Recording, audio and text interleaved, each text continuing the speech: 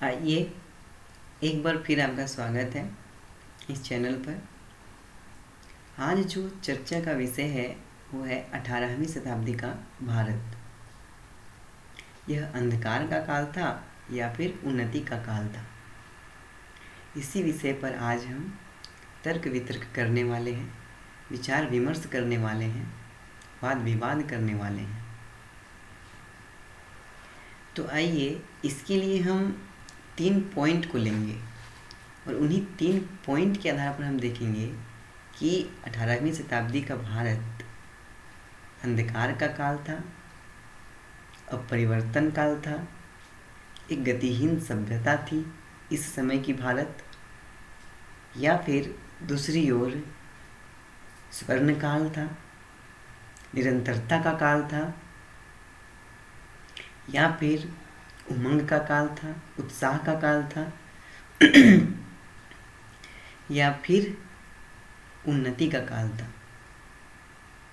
तो वो कौन से 3 टॉपिक है इसके बारे में हम देख लेते हैं।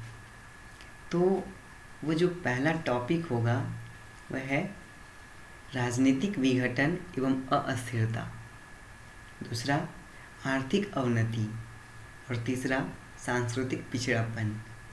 ये 3 आधार हैं जिसके आधार पर हम निर्णय करेंगे कि 18वीं शताब्दी का भारत क्या अंधकार का काल था, इज अ डार्क एज, एक गतिहीन सभ्यता थी, या स्टैटिक सिविलाइजेशन, या फिर अपरिवर्तित भारत था, अनचेंजिंग इंडिया था। तो दूसरी ओर हम यह भी देखेंगे कि यह एक उन्नति का काल था, एज ऑफ प्रोग्रेस, यह स्वर्ण काल था, गोल्डन एज, यह निरंतरता का काल था, एज ऑफ कंटिन्यूटी, और यह उमंग उत्साह का काल था, एज ऑफ रैप्चर। तो सबसे पहला पॉइंट लेते हैं राजनीतिक विघटन एवं अस्थिरता, जिसको आधार बनाते हुए कुछ इतिहासकार कहते हैं कि 18वीं शताब्दी का भारत अंधकार का काल था। क्या कहते हैं, उनके तर्क को सुनिए। वो कहते हैं कि 18वीं शताब्दी अर्थात 1700 ईस्वी से लेकर के 1800 ईस्वी के बीच का काल में हुआ ये कि इस समय तो मुग़ल शासक औरंगजेब थे और औरंगजेब की मृत्यु हो गई 1707 ईस्वी में, और औरंगजेब की मृत्यु के बाद उनके उत्तराधिकारी अयोग्य हो गए। कोई भी ऐसा योग्य उत्तराधिकारी नहीं था जो मुग़ल साम्राज्य की सत्ता को संभाल पाता। इतिहासकारों ने इनके लिए कई सारी उपाधियां भी रखी हैं जिससे आप वाकिफ़ होंगे। जैसे बहादुर शाह को क्या कहा जाता है, शाह ए बेखबर, जहांदार शाह लंपट मूर्ख, फर्रुखसियर घृणित कायर, मोहम्मद शाह रंगीला। ऐसे ऐसे उपनाम और उपाधियां से विभूषित किया गया है ऐसे उत्तर मुगलकालीन शासकों को। तो आप समझ सकते हैं कि कितने योग्य होंगे वो। तो योग्य तो नहीं थे और योग्यता न होने की वजह से केंद्रीय शासन कमज़ोर हो गया। केंद्रीय शासन कमज़ोर होने के कारण कई सारे क्षेत्रीय शक्तियों का उदय हुआ। ये तो इतिहास की एक परंपरा रही है। प्राचीन काल से लेकर इस काल तक आप यही देखते रहिएगा कि जब जब केंद्रीय शासन कमज़ोर हुआ है तब तब क्षेत्रीय शासक उदित हुए हैं। चाहे मौर्य काल कमज़ोर हुआ हो तब भी मौर्योत्तर काल में क्षेत्रीय शासक उदित हुए, चाहे गुप्त काल कमज़ोर हुआ हो तो गुप्तोत्तर काल में भी क्षेत्रीय शासक उदित हुए, और अब मुग़ल काल कमज़ोर हुआ तो जो यहाँ भी क्षेत्रीय शासक उदित हुए। तो हम इन क्षेत्रीय शासकों को 4 भागों में बांट के देख सकते हैं और इतिहासकारों ने भी इन्हें 4 भागों में बांटा है। पहला तो उत्तराधिकारी राज्य, सक्सेसर स्टेट, दूसरा रिबल राज्य, विद्रोही राज्य, और तीसरा मुग़लों की परिधि से बाहर के राज्य, और चौथा स्वायत्त राज्य किंतु मुग़लों की राजनीतिक सर्वोच्चता को स्वीकारने वाले। तो उत्तराधिकारी राज्य में कौन कौन आते हैं, उन्हें उत्तराधिकारी राज्य क्यों कहा जाता है, इसे देख लीजिए। उत्तराधिकारी राज्य में है बंगाल, अवध, हैदराबाद, कर्नाटक। इन्हें उत्तराधिकारी राज्य क्यों कहा जाता है, क्योंकि ये राज्य मुग़ल साम्राज्य के अधीन हुआ करते थे, और दूसरी बात कि इनके जो संस्थापक रहे हैं वो मुग़लों के अधीन अधिकारी के रूप में कार्य करते थे। जैसे बंगाल के संस्थापक कौन है, मुर्शिद कुली खां। ये औरंगजेब के काल में बंगाल के दीवान के पद पर आसीन हुए थे, बाद में सूबेदार बने और फिर बाद में बंगाल के नवाब बने। उसी तरह कर्नाटक में देख लीजिएगा, सदातुल्ला खान ने कर्नाटक की स्थापना की, मुगल अधिकारी के रूप में थे पहले नियुक्त। निज़ामुल मुल्क जो हैदराबाद की स्थापना की, जिनकलीज खां भी उन्हें कहा जाता है। अवध का सआदत खां बुरहान उल मुल्क मुगलों के अधिकारी के रूप में थे। तो इस कारण से उन्हें उत्तराधिकारी राज्य कहा जाता है, क्योंकि ये मुगल साम्राज्य के अधीन हुआ करते थे और इनके संस्थापक मुगलों के अधिकारी के रूप में कार्यरत थे। दूसरे विद्रोही राज्य जो मुगल साम्राज्य के विरुद्ध खुला विद्रोह करके स्थापित हुए थे, जैसे मराठा, जाट और सिख। इन्होंने कभी भी मुगलों की सर्वोच्चता को स्वीकार नहीं किया। इसके आगे मुगलों की परिधि से बाहर के राज्य। ये मुगलों की परिधि से बाहर क्यों थे?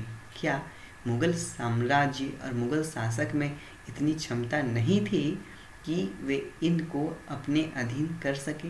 ऐसी उनमें क्या कमी रह गई कि ये क्षेत्र उनके अधीन नहीं आ पाए? तो सिंपल सा बात है, ये जो मुगलों की परिधि से बाहर के राज्य थे वो मालाबार तट से लगे हुए क्षेत्र थे, जैसे कालीकट, कोचीन, त्रावणकोर आदि। तो ये मुगलों की परिधि से बाहर इसलिए थे क्योंकि इन क्षेत्रों में मजबूत वही होगा जिसकी नौसेना मजबूत होगी, और मुगलों की नौसेना उतनी मजबूत नहीं थी जितनी की स्थलीय सेना मजबूत थी। इसलिए स्थलीय सेना में तो अपने नियंत्रण को स्थापित कर पाए, परंतु ये समुद्र तटीय क्षेत्रों में अपना नियंत्रण स्थापित नहीं कर पाए, और इन्हीं कारणों से ये राज्य मुगलों की परिधि से बाहर हो गए। इनके ऊपर मुगलों का प्रत्यक्ष शासन नहीं था और न ही ये मुगल साम्राज्य के अंग थे।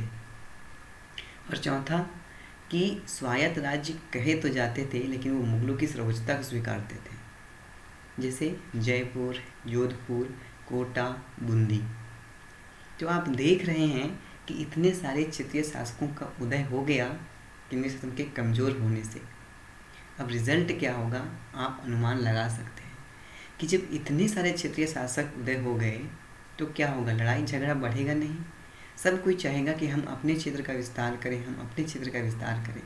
और जब कोई अपने क्षेत्र का विस्तार करना चाहेगा तो उसकी सीमा दूसरे के क्षेत्र से जाके टकराएगी, और जब सीमा दूसरे के क्षेत्र से जाके टकराएगी तो स्वाभाविक है कि आक्रमण होगा, और परिणाम स्वरूप प्रति आक्रमण भी होगा।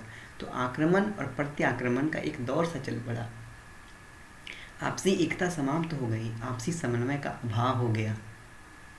ठीक है, जब आपसी झगड़े में सब संलग्न हो गए तो क्या हम अपनी सीमा को सुरक्षित रख पाएंगे?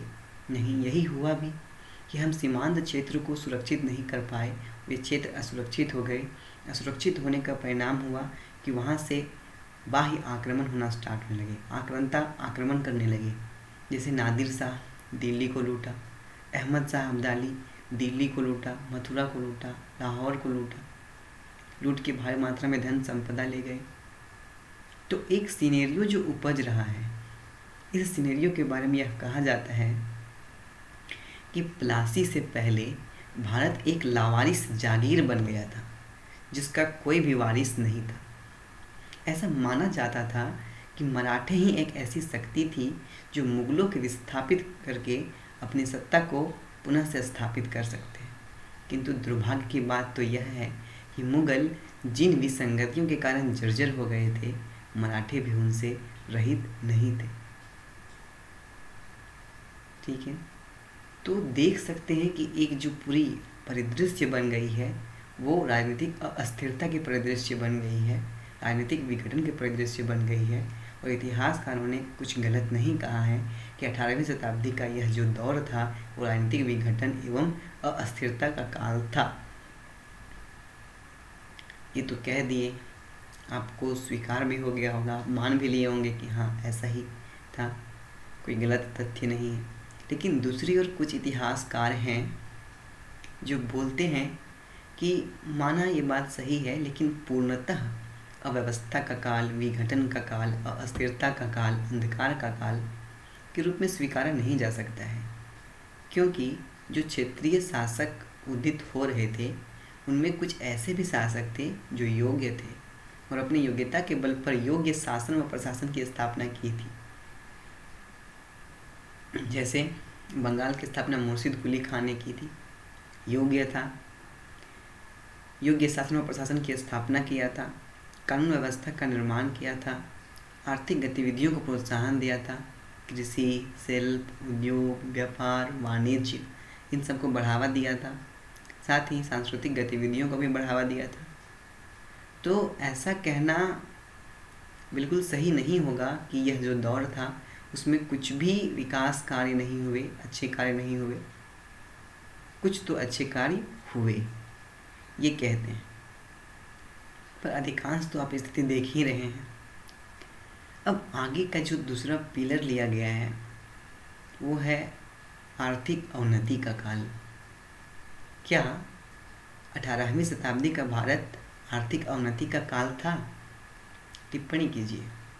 तो आप क्या कह देंगे कि हाँ, अवनति का काल था, या फिर कुछ तर्क में बात करेंगे, कुछ पक्ष में बात करेंगे, कुछ विपक्ष में बात करेंगे और फिर एक निष्कर्ष दे देंगे? ऐसा करना ज़्यादा उचित होगा। तो आइए हम इसी फ्रेमवर्क पे आगे बढ़ते हैं कि 18वीं शताब्दी का भारत अवनति का काल था। टिप्पणी कीजिए, इसका एक फ्रेम बना सकते हैं यहाँ से। चलिए स्टार्ट करते हैं। कुछ हम बोलते हैं इसके पक्ष में कि हाँ, 18वीं शताब्दी का भारत अवनति का काल था। क्यों था? क्योंकि कृषि व्यवस्था में कुछ पर्याप्त विकास नहीं देखे गए, अनुकूल विकास नहीं देखे गए। क्यों विकास नहीं देखे गए? क्योंकि किसानों के उत्पादन का जो अधिकांश हिस्सा था वो तो राज्य ले जाते थे, सामंत ले जाते थे, जागीरदार ले जाते थे, ठेकेदार ले जाते थे। तो कहाँ से किसी का विकास होगा? शिल्प और उद्योग में भी कोई मौलिक एवं संस्थागत परिवर्तन नहीं देखने को मिलता है। कोई बड़ा परिवर्तन देखने को नहीं मिलता है। परंपरागत तकनीक, परंपरागत शैली, व्यापार वाणिज्य तो अवरुद्ध हो ही गए थे और गिरावट इसमें आई थी क्योंकि सीमांत क्षेत्र से आक्रमण हो रहे थे। तो फारस एवं अफगानिस्तान के रास्ते जो स्थल मार्ग से व्यापार होता था वो तो अवरुद्ध हो गया था। तो व्यापार वाणिज्य में गिरावट आई ही। और क्या हुआ? और ये हुआ कि यहाँ पे आक्रांता आए और यहाँ से भारी मात्रा में संपदा लूट के चले गए।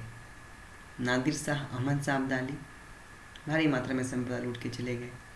इतना ही नहीं, बाहरी तो आक्रमण किए ही, हमारे देश वालों ने भी कहाँ छोड़ा। सत्ता के दावेदारों ने भी भारत को भी लूटा। मराठों ने लूटा, जाटों ने लूटा, सिखों ने लूटा। तो कैसे कह सकते हैं कि आर्थिक अवनति का काल नहीं था? आर्थिक अवनति का काल था। किंतु दूसरे पक्ष के इतिहासकार कहते हैं कि कुछ तो विकास कार्य हुआ ही। कैसे? कृषि के क्षेत्र में नवीन फसलों का विकास हुआ, जैसे चाय, रेशम, कपास, इन सब फसलों का जो उदय हुआ इसी काल में विकास हुआ है।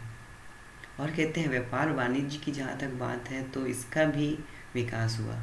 भले फारस और अफगानिस्तान के रास्ते जो स्थल मार्ग से व्यापार होता था वो अवरुद्ध हो गया, लेकिन उसका एक विकल्प तो स्टार्ट हुआ सामुद्रिक व्यापार के रूप में। सामुद्रिक व्यापार प्रारंभ हो गया।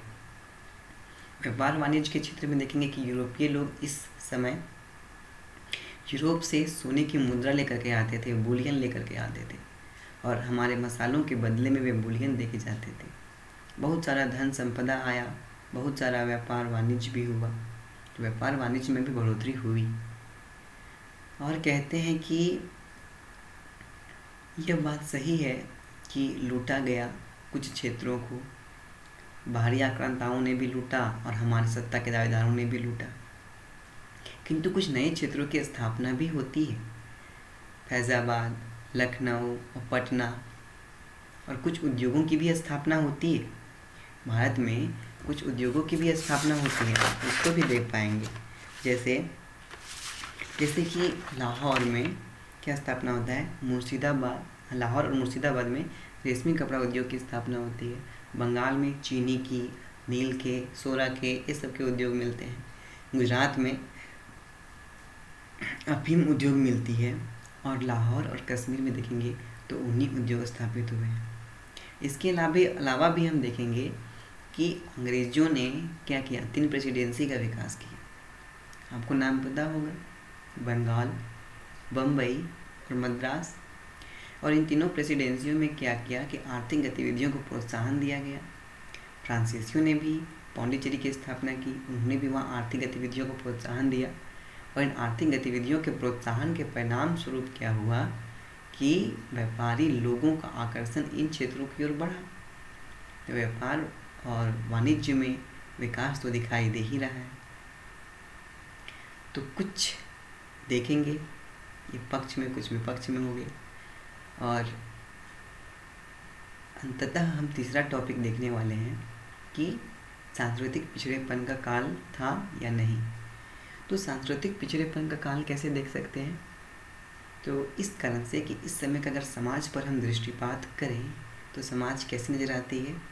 जाति पर वर्ग, जाति आधारित, उपजाति आधारित, वर्ग आधारित, ठीक है, इन सब आधार पर बटे हुए थे। समाज में छुआछूत था, महिलाओं की स्थिति असंतोषजनक थी, लिंग भेद विद्यमान था, जन्म से लेकर के मरण तक महिलाओं को चैन की नींद नहीं थी। ऐसा क्यों कह रहे हैं सुनिए। जन्म के समय ही हत्या कर दिया गया, शिशु हत्या की प्रथा विद्यमान थी। थोड़ी सी बड़ी हुई तो बाल विवाह की प्रथा भी विद्यमान थी। बाल विवाह हो भी गया, बूढ़ा पति से शादी भी हो गया, पति मर गया तो जिंदा जला भी दिया जाता था। सती प्रथा भी विद्यमान थी। पति मर गया, किसी तरह से अगर बच भी गई, नहीं भी जलाया गया, तो फिर विधवा हो गई। विधवा पुनर्विवाह का भी अधिकार नहीं था। तो महिलाओं की स्थिति असंतोषजनक थी। समाज जो था वो पितृसत्तात्मक वर्चस्व था और अंधविश्वासी था, ठीक है। कोई भी आधुनिकता की बीज दिखाई नहीं देती है, झगड़ा हुआ था। दूसरी ओर की भाषा और साहित्य के भी क्षेत्र में कोई विकास नहीं देखने को मिलता है, ठीक है। और ज्ञान की बात करें तो धर्म था, दर्शन था, ये सब के ज्ञान यहाँ पे थे, पर उसमें वैज्ञानिकता का अभाव था, आधुनिकता का अभाव था, जागरूकता का अभाव था। जो ज्ञान और विज्ञान का अभाव था, इसी कारण से इस ज्ञान से कोई चरक पैदा नहीं हो सकता, इस ज्ञान से कोई सुश्रुत पैदा नहीं हो सकता था, इस ज्ञान से कोई चाणक्य पैदा नहीं हो सकता था, नहीं कोई वराह मिहिर, नहीं कोई नागार्जुन, नहीं कोई कालिदास, नहीं कोई चाणक्य। इस ज्ञान से केवल अंधविश्वासी ही पैदा हो सकते थे, जो पैदा हुए इस काल में, ठीक है। तो भाषा और साहित्य भी पिछड़ापन था, समाज तो पिछड़ापन था ही, विज्ञान के क्षेत्र में कोई विकास कार्य हुआ नहीं।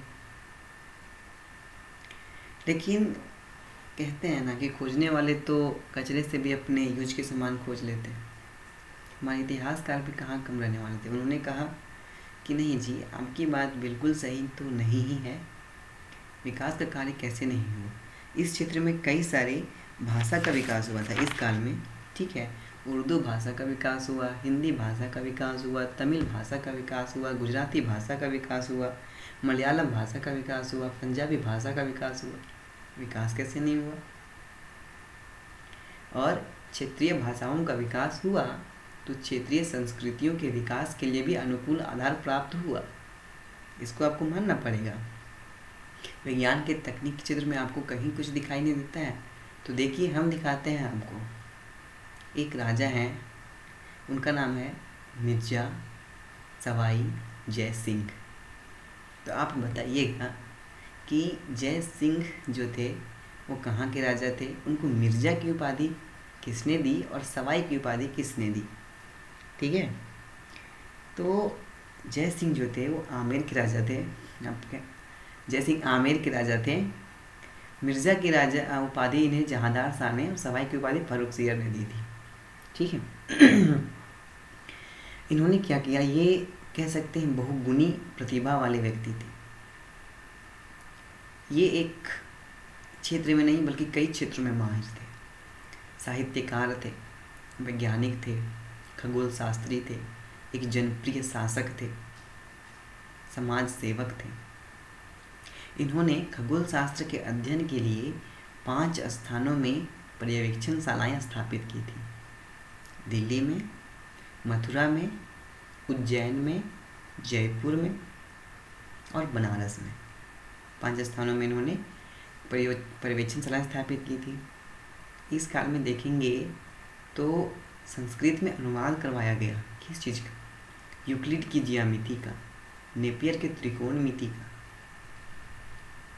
तो ऐसा नहीं है कि शिक्षा और साहित्य में कुछ सुधार नहीं हुआ। समाज भले थोड़ी रूढ़िवादी था, पर विकास कार्य हुए। हम कहे थे हम 3 पिलर पे बात करने वाले हैं: राजनीतिक विघटन एवं अस्थिरता, आर्थिक अवनति और सांस्कृतिक पिछड़ापन। तीनों पिलर हो गए। अब निष्कर्ष पे आते हैं कि निष्कर्ष क्या है।